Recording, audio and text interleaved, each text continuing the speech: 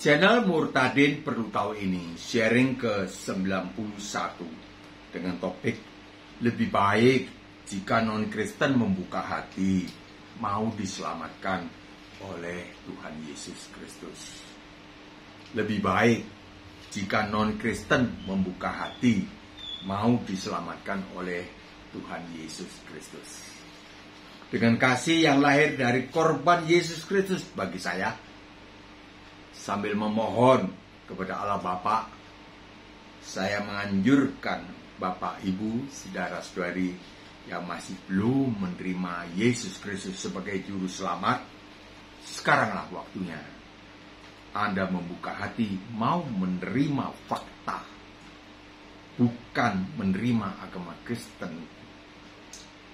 sebagai agama Anda, bukan menerima agama Kristen lalu beralih agama, bukan soal agama, tetapi menerima fakta nyata, sebuah peristiwa sejarah yang sungguh-sungguh terjadi.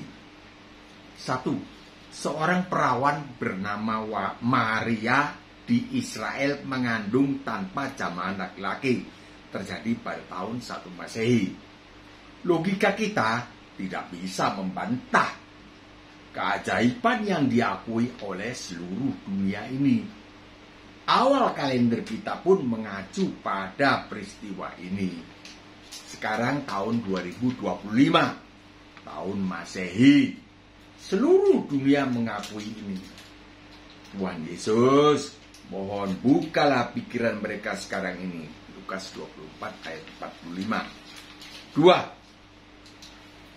Fakta sejarah itu, bayi laki-laki yang dilahirkan oleh perawan Maria ini menjadi besar dan menjadi dewasa, menjadi seorang, tanda kutip, dewasa bernama Yesus. 3. Seandainya Alkitab tidak ada, seandainya Anda tidak bisa menyebut orang, tanda kutip, yang bernama Yesus ini bukan manusia. Tidak bisa. Ulangi, seandainya Alkitab tidak ada, Anda, Bapak, Ibu, saudara-saudari sekalian, khususnya yang non-Kristen, tidak bisa menyebut orang, tanda kutip, yang bernama Yesus ini bukan manusia. Tidak bisa. Karena beliau berdaging. Beliau berdaging. Manusia hidup sehari-hari sama dengan kita. Coba Anda gunakan logika Anda atau kita lah.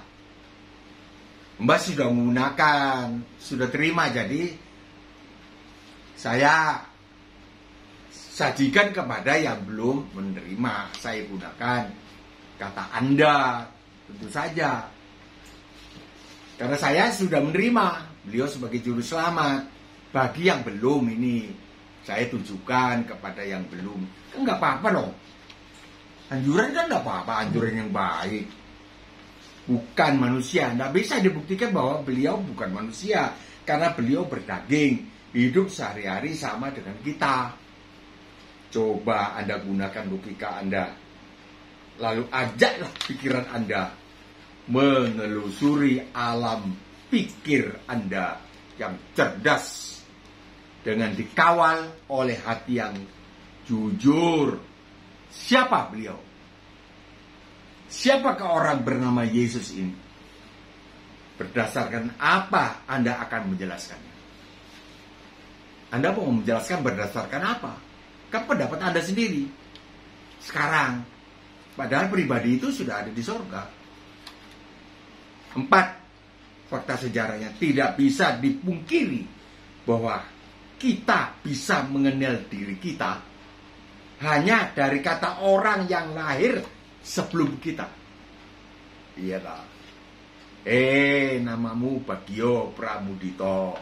Kan kata orang itu ialah ibu bapakku. Orang yang lahir sebelum kita. Kita tidak punya kemampuan diri untuk mengetahui siapakah diri kita. Kita hanya menerima saja informasi dari ibu bapak kita. Pernahkah kita mengusut Apakah benar kita berasal dari benih pria dan wanita?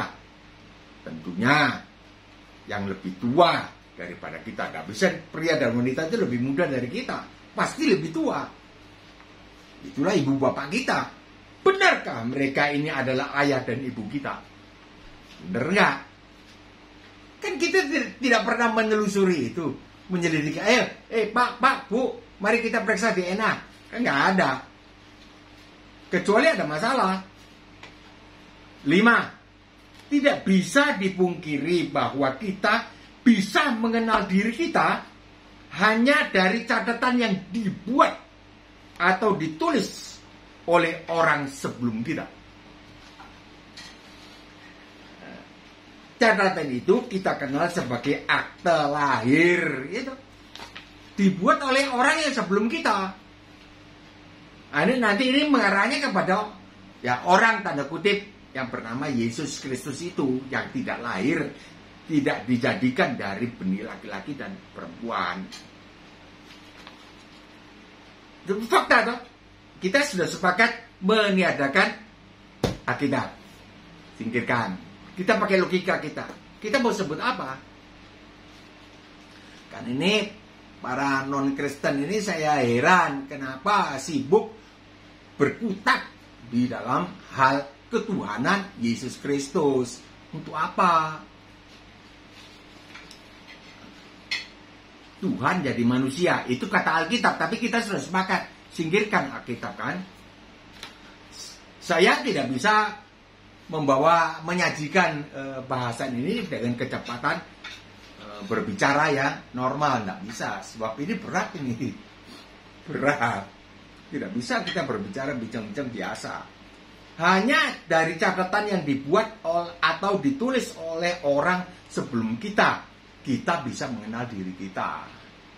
Lahir tanggal sekian, bulan sekian, tahun sekian. Kata orang. Bagaimana sampai sekarang ini orang tidak percaya keterangan Alkitab. Katanya Alkitabnya aja sudah tidak dipercaya. Mengapa kita tidak percaya kepada akte lahir kita? Coba. Tidak bisa kan? Kita kan percaya saja. Catatan sipil. Atau kalau dia non-Kristen barangkali tidak tahu dicatat di mana. Saya tidak tahu. Tapi kalau orang yang Kristen atau non-Kristen yang lain bukan Islam, itu di catatan sipil. Burgerlijkstand. Kita kena dengan akte lahir. Satu lembar kertas. Ya dulu bahasa Belanda. Algeboren gitu. Saya cuma membaca awalnya saja. Geboren ya. Has been born. Sudah dilahirkan. Barangkali begitu bahasa Belanda.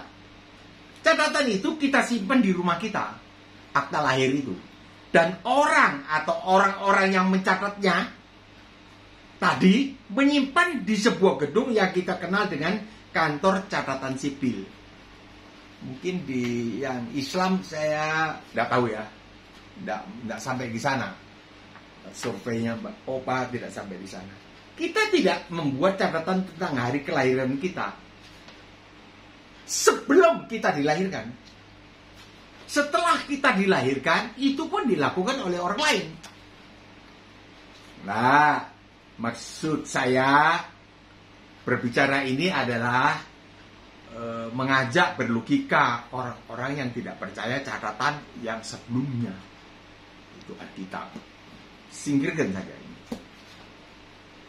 Kalau akta lahir itu kita robek, lalu bisakah kita mendeklarasikan bahwa kita ini begini begitu, kita dilahirkan oleh ayah ini, ibu ini? Tidak yakin kita bisa. Bahkan banyak orang-orang tua yang sudah tua dan lahir di desa, tahun berapa lahir tidak tahu, dulu tidak ada catatannya. Gitu kan? Kita tidak membuat catatan tentang hari kelahiran kita sebelum kita dilahirkan. Tidak bisa, dan mustahil ada orang yang melakukan hal itu, bukan? Kita percaya saja apa yang ditulis di akta kelahiran kita. oleh orang-orang yang lahir ke dunia sebelum kita dilahirkan. Ya, kita tidak fair kalau kita tidak percaya catatan yang dibuat oleh orang-orang sebelum Yesus Kristus atau setelah Yesus Kristus lahir. Ya, Rasul Paulus, kenapa kita banyak orang yang a priori tidak senang, bahkan mengadu, mengkontraskan dua Yesus dengan Paulus. Mengapa? 6. Petugas kantor catatan sipil tidak memiliki catatan tentang diri kita sebelum kita dilahirkan. Sebelum kita dilahirkan, kantor catatan sipil tidak mencatat kita. Ini arahnya kepada kelahiran Yesus Kristus. Yesus Kristus sebelum dilahirkan sudah dicatat ribuan tahun sebelumnya. Dinubuatkan. Siapa yang bilang? Beliau sendiri ketika beliau di sorga sebagai firman Allah. Beliau sendiri yang memberitahu umat manusia. Tapi kan tidak dipercaya. Ini kita sekarang sedang mencernakan, memecahkan hal-hal yang ruwet, yang dibikin ruwet. Sebetulnya kalau diterima saja kan seperti kita menerima akta kelahiran kita. Petugas kantor catatan sipil tidak memiliki catatan tentang diri kita sebelum kita dilahirkan. Mereka hanya bisa membuat catatan itu setelah kita dilahirkan dan dilaporkan kepadanya. Oleh siapa? Oleh ayah ibu kita. Sekarang bandingkan diri kita dengan orang yang bernama Yesus, yang dilahirkan oleh seorang perawan bernama Maria di Israel itu. 8.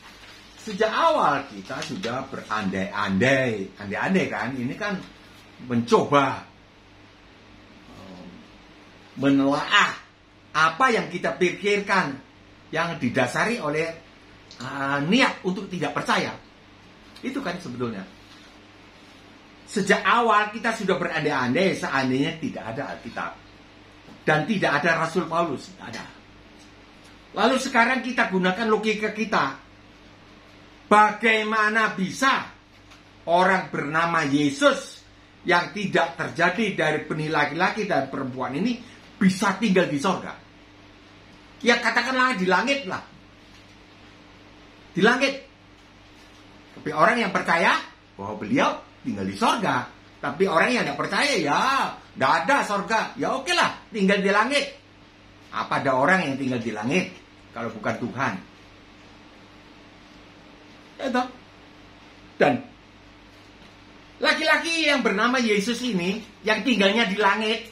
Langit ya di sorga. Mana ada orang biasa tinggal di langit? Burung Raja Wali. Tak mungkin. Raja Wali pun hinggap. Tidak terbang terus. Dan orang ini, katakan orang, tanda kutip ya, bisa mengunjungi banyak orang non-Kristen di bumi ini secara supranatural. Supranatural artinya ya tidak natural lah. Tidak natural. Bagaimana dari langit turun bisa berkunjung, tubuhnya pun tembus. Itu sejak, kalau di Alkitab, sejak beliau beliau bangkit dari kubur, bangkit dari kematian. Itu Alkitab. Tapi kita kan sudah sepakat menyingkirkan Alkitab, pakai logika. Kita telah ini. Lalu beliau menghilang kembali ke surga. Setelah berjumpa, ikut aku. Terus hilang lagi. Baru-baru bukan Islam yang dikunjungi, baju kuning, Buddha. Itu saya melihat videonya. Dan kita bisa berkunjung kepada beliau. Bagaimana beliau dikunjungi. Jadi bukan dari Islam saja. Buddha juga dikunjungi. Dak, dipegang jantungnya. Dibawa dia ke sorga. Lah orang segitu kerasnya orang yang baju kuning itu. Apa namanya itu? Biksu. Pendeta lah. Kalau di Kristen.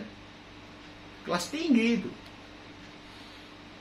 Nah, setelah bertemu kembali ke surga lagi. Tentu logika kita tidak salah jika kita menyimpulkan bahwa orang tanda kutip yang tidak terjadi dari benih laki-laki dan perempuan bernama Yesus itu adalah Tuhan. Pun pula orang non-Kristen yang dikunjungi oleh beliau itu kemudian berani mati untuk murtad dari agamanya dan mengikut Tuhan Yesus. Inilah channel ini saya bangun itu karena untuk mengisi pengetahuan imannya di dalam perjalanan barunya mengikut Tuhan Yesus. Maka itu namanya murtadin. Perlu tahu ini, perlu tahu yang saya khotbahkan adalah dasar-dasar iman kekristenan. Saya, Mbah Bagio, tidak memasuki agama orang karena saya menghormati dari aslinya diriku. Dan kedua, takut melanggar undang-undang ITE. Gitu. Takut melanggar hukum Taurat. Itu kan kesimpulan. Mari Bapak, Ibu, Saudara, Saudari yang masih belum menerima Yesus Kristus sebagai Juru Selamat, segera menerima pribadinya beliau yang adalah Tuhan. Terbukti tak? Sekarang tinggalnya di sorga ya? Masa kita bisa bilang orang istimewa lah, atau pakai jet pribadi? Tidak bisa. Alkitab sudah dari tadi kita sikirkan ya. Dan menerima karya beliau wafat di atas kayu salib, menyerahkan nyawa di kayu salib, menggantikan hukuman kita. Ini beliau sendiri yang bersabda, sabda karena Tuhan. Matius 5:17. Ya nggak tahu kalau nggak tertarik ini sampai di sini lalu nggak tertarik dengan bahasa ini, saya Mbak nggak tahu. Inilah Mbak Bagio bahagia mempersembahkan dengan tulus, menyajikan apa yang Tuhan Yesus suruh kepada saya, menggantikan hukuman kita. Matius 5:17. Beliau bersabda, dicatat di sini. Siapa yang mencatat? Ya di situ ditulis Matius. Opa Mbah Bagio bahagia tidak tahu. Tanya kepada yang sarjana teologi. Saya tidak berhak dan tidak layak mengeluarkan pendapat. Hukuman kita digantikan oleh beliau supaya kita luput dari hukuman yang seharusnya kita jalani akibat dosa-dosa kita.